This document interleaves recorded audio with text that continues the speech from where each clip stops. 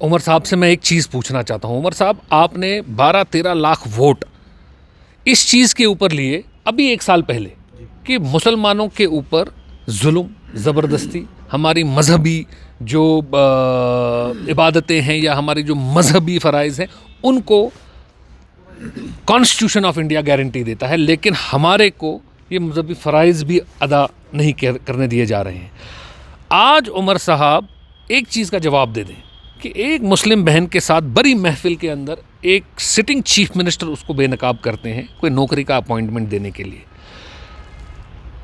ज़रूरत ये थी कि उमर साहब नीतीश कुमार साहब के ख़िलाफ़ पहले कोई प्रोटेस्ट, कोई एहतजाज दर्ज करें बहैसियत कि वो एक मुस्लिम मेजॉरिटी स्टेट के चीफ मिनिस्टर हैं।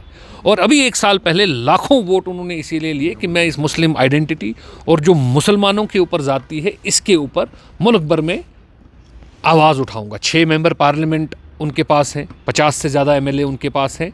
ना उन्होंने कहीं मोदी साहब को ये गुजारिश की या कोई ऐसी चिट्ठी लिखी कि आपके अलायंस पार्टनर ने भरी महफिल में एक मुस्लिम बहन को बेनकाब किया, आप उसके ऊपर कोई कार्रवाई करें।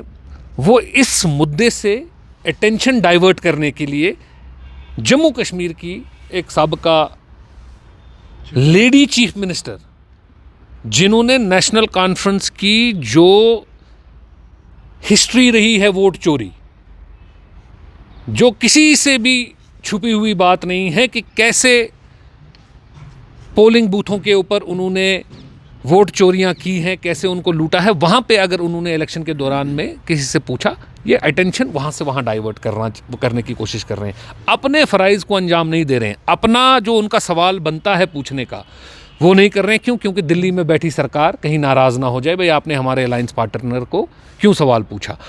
मेरी इस सारी चीज़ों को देख के जो कल नेशनल कॉन्फ्रेंस के स्पोक्स पर्सन ने बोला या आज उमर साहब ने बोला, एक ही चीज़ समझ आती है कि उमर साहब जम्मू कश्मीर के मुसलमानों को और पूरे हिंदुस्तान के मुसलमानों को, और मैं वसूख के साथ ये आपको बताना चाहता हूँ, एक ही मैसेज देना चाहते हैं कि मैंने एक सेकेंड क्लास सिटीज़न की तरह जीना सीख लिया है।